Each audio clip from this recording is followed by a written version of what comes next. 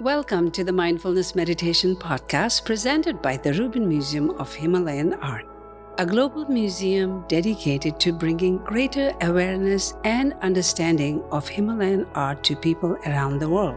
I'm your host, Tashi Chodron. Every Thursday, we offer a meditation session at New York Insight Meditation Center that draws inspiration from an artwork from the Rubin's collection and is led by a prominent meditation teacher. This podcast is a recording of our weekly in-person practice. The description of each episode includes information about the theme for that week's session and an image of the related artwork. Our Mindfulness Meditation Podcast is presented in partnership with Sharon Salzberg and teachers from the New York Insight Meditation Center, the Interdependence Project, and Parabola Magazine, and supported by the Frederick P. Lenz Foundation for American Buddhism. And now, please enjoy your practice. Hello. Welcome to the Rubin Museum of Himalayan Art's Mindfulness Meditation Program at the New York Insight Meditation Center. I'm Larkin Grimm, a Rubin teaching artist, and I'm delighted to be your host today. The Rubin is a global museum dedicated to presenting Himalayan art and its insights, and we are so glad to have you join us for our weekly program where we combine art and meditation. Inspired by our collection, we will first take a deep look at the work of art we have chosen for today.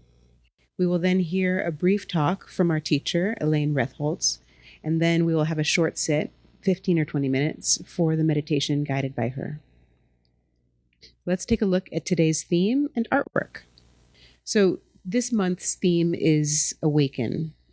Butter lamps are a symbol of enlightened awareness. The action of lighting butter lamps with conscious intention guides practitioners on the path to awakening. This butter lamp is from Tibet. It may be as old as the 18th century. It's made of silver and turquoise, and it's about 5.5 inches tall. It's a ritual object. Butter lamps can be found in virtually any Tibetan Buddhist temple or sacred site. This ornate example of a butter lamp is made of silver and contains turquoise. Butter lamps have an important role in daily offerings. Butter lamps are also intended to focus the mind during meditation. Traditionally, yak butter was burned inside of butter lamps. Today, especially in parts of the world where yak butter isn't readily available, vegetable oil or ghee is often used. The light itself serves as a metaphor for illuminating awareness, just as meditation practice dispels the darkness of ignorance and leads to awakening. Now let's bring on our teacher for today, Elaine Retholtz. Elaine has been studying and practicing the Dharma since 1988. In addition to teaching Dharma at New York Insight, she is certified both as a mindfulness-based stress reduction teacher and a MBSR teacher trainer. Elaine has a deep interest in helping students integrate mindfulness into daily life.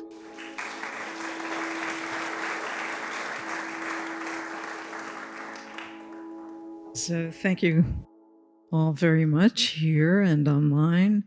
I always love to, especially now that it's at my Dharma home at New York Insight, I love to come and help guide these practice sessions. And, I was saying that actually I was assigned this lamp, I don't know how, maybe last year, for the theme of rebirth. And I was on a meditation retreat for the month of May, so before I left, I said to Jacqueline, just give me something. And when I came back, this was it. And it was like, oh, I know this. But I was thinking, well, what do I want to say in terms of awakening and lamps? And I recalled that in the sutta describing the days before the Buddha went to Parinibbana when he passed away, there was this teaching that he gave to Ananda, his cousin. He said, therefore, Ananda, be lamps unto yourselves. Be a refuge to yourselves. Hold fast to truth, to the Dharma as a lamp. Hold fast as a refuge to the truth. And after I am dead, whoever will be a lamp unto themselves and a refuge unto themselves shall, holding fast to the truth as their lamp and holding fast as their refuge to the Dharma, that this is how one gets to the highest level, to the highest awakening. So I was thinking about that, being a lamp unto ourselves, and how it's interesting because the Buddha also taught that the whole of the spiritual path is having spiritual friends. The whole of the Dharma path is having spiritual friends. So it kind of seems like a little bit of a conflict. Is it this individual undertaking, be a lamp unto yourself, or is it something that we engage in community? And in reading about it and reflecting on it, the sense is that in the beginning we need a teacher, right? But as we practice, nobody can do Nibbana for us. Nobody can do the practice for us. We have to rely on our own wisdom, our own light within us, and develop confidence and faith in our own wisdom and hearts lighting the way. So I was really interested in this conversation between being a lamp unto ourselves and having a teacher and having a community that also lights the way for us. So I thought with that we could maybe have a short sitting. And of course it's always powerful to have these ritual objects as reminders and that the lamp and the light is not just external, but can we, as we sit, as we practice, touch into our own goodness and our own wisdom. So why don't we just take this time to pause and collect ourselves, knowing the body as the body. In this moment, knowing the body sitting here in whatever posture you're in.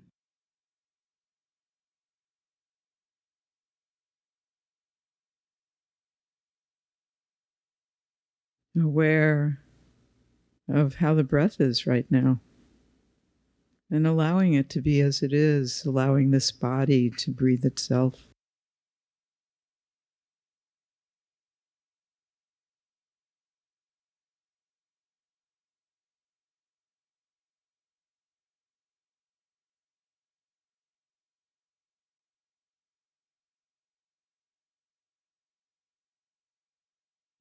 Sensitive to the moods of the moment. And we're not looking to create anything, allowing our awareness to hold however the heart is right now.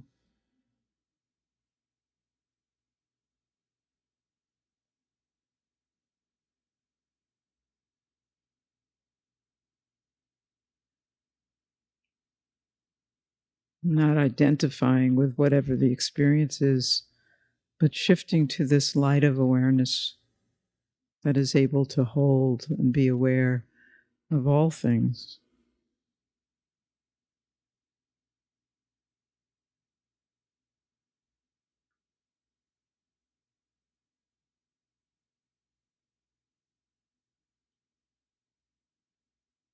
Sensitive also to the rising and passing of thoughts moving through the mind. Also, not me, not mine, doesn't belong to me, doesn't say who I am.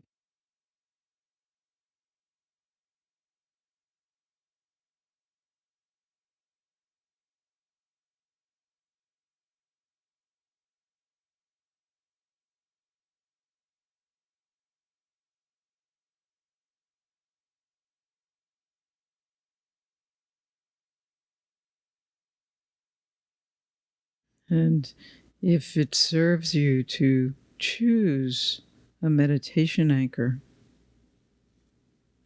in the context of sitting here breathing, hearing, aware of moods and thoughts, perhaps highlighting the sensations of contact or the sensations of the breath to hold us steady in the present moment.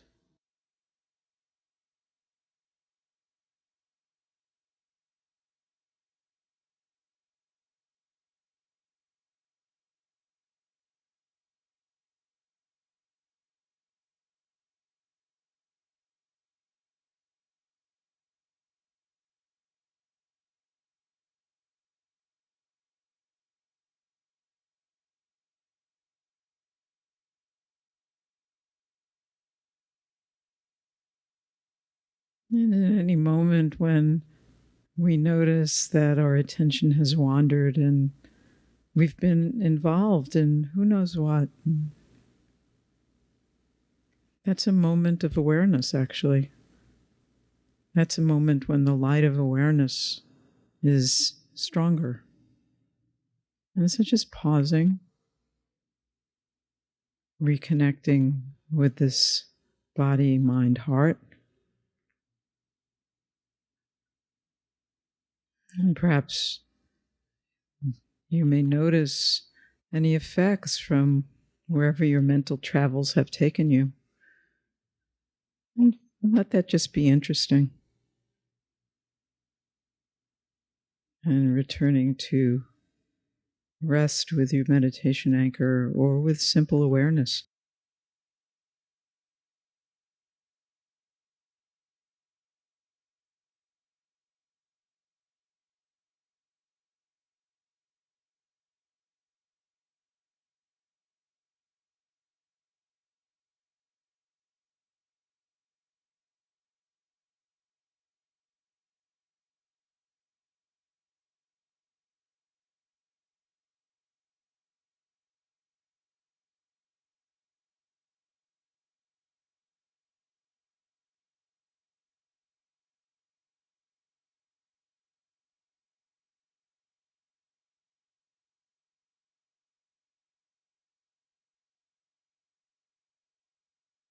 And in this simple willingness to cultivate patience and persistence,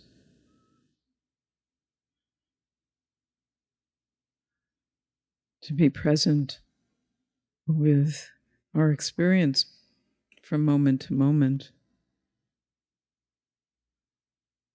we develop the confidence in our practice and in the teachings of the Buddha.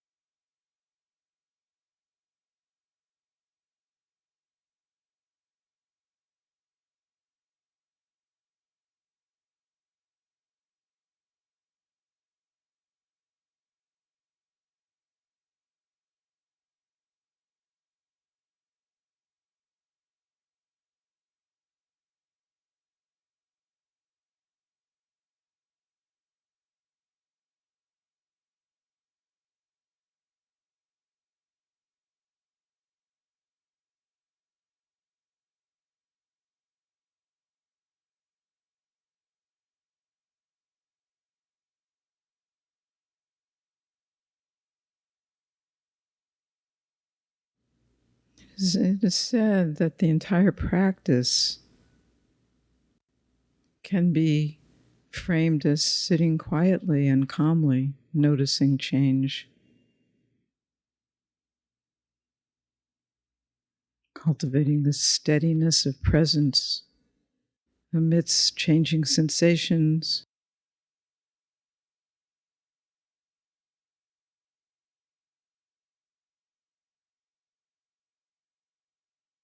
changing moods, changing experiences in the mind.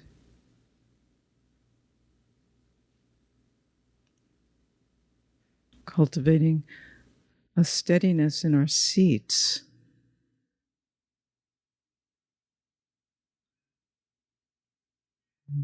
So that we're not identifying with anything as me or mine or something I should be doing or controlling.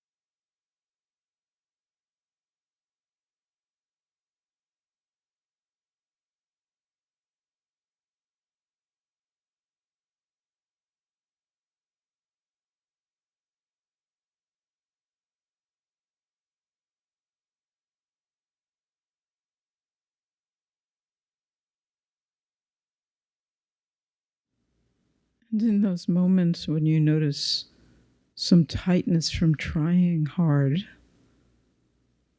to be present, I invite you to relax. It's like this now. The Dharma, awakening, nibbana, is not someplace else. It arises in those moments of tasting what it's like to be free of wanting and not wanting, of preferences, of identification. And there are actually many moments, even if they're small, when that's here. We just so conditioned to look for what's wrong. So inviting ease,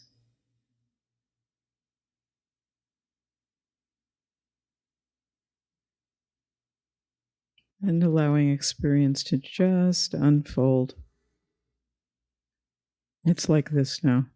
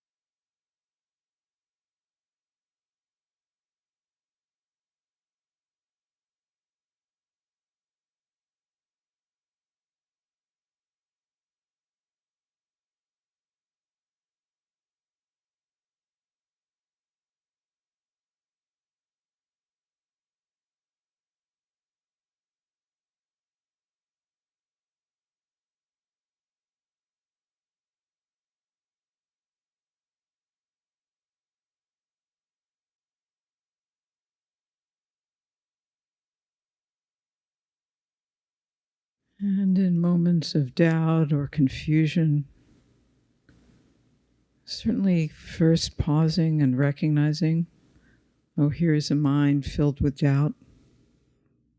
And then that's mindful awareness, cultivating friendliness and compassion and non-argument. Of course, there's sometimes doubt. There is sometimes confusion. And it can be supportive to reflect on our aspiration, what brought us to practice, what we hope for. This can be an internal lamp. And reflecting also on our teachers and the teachings.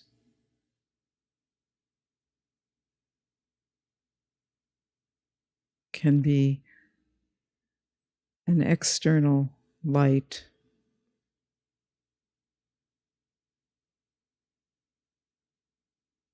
So that we're not practicing alone. It's not me doing this, but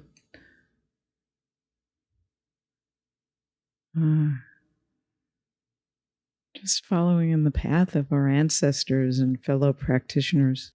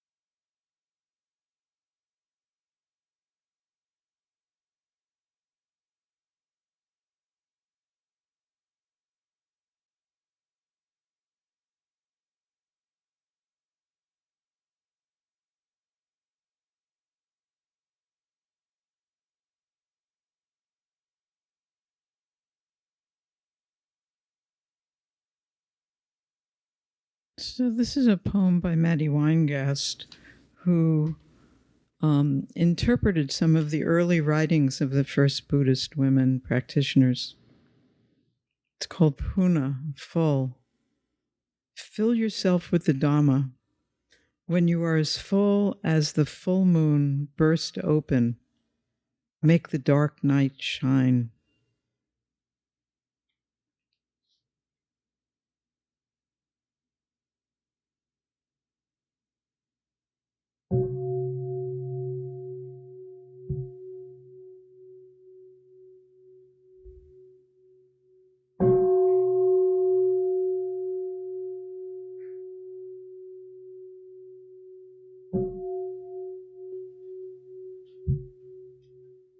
So I'd actually like to offer a few more reflections about this. And that's that, I mean, certainly if you're a beginner, there's a need to find out about not just the practice, but the path. It's not just about sitting and meditating, it's about the entire path. But I have found in my students, and maybe it's Western, there's a reluctance, there's a lack of trust and confidence in our own practice, and always looking out, or I need to read one more thing, and I love to study the Dharma, and there's always more, but just this lack of trust and confidence, or even a reluctance to acknowledge any progress that we've made and any insights that we've had. And I think key to being a light unto ourselves and trusting has to do with noticing the progress that we're making, noticing the way we're perceiving the world and how that might be shifting. Noticing, for example, maybe less gripping to particular views and being more open, or being less reactive and more compassionate, more friendly, more open to generosity. That it's not what happens actually in our practice period. I mean, it is and it isn't, but what happens between our practice periods, how we are in the world and with each other. And so in terms of the butter lamp as a symbol, that light of awakening, we need to begin to recognize that in ourselves as well as in others. And I don't know about you, but I've certainly in these times seen and have been hungry to see people in this world who are not creating divisiveness, but are creating connections and are encouraging kindness. And those can be our butter lamps. Those can be the lights. And can we be that light for others? So I just think it's a really important reflection, and I invite you to consider it. Thank you. Thank you for that. Thank you so much for being here. It's really, it makes us better New Yorkers, right? This practice and this, this spiritual search and cultivating the skill of meditating, not just in this room, but as we walk through our city. Mm-hmm. It really makes us better. Thank you. Yeah. Thank you. And I actually like this idea as we walk through the city to notice others that are lights and lamps. Yeah. Yeah. Thank you.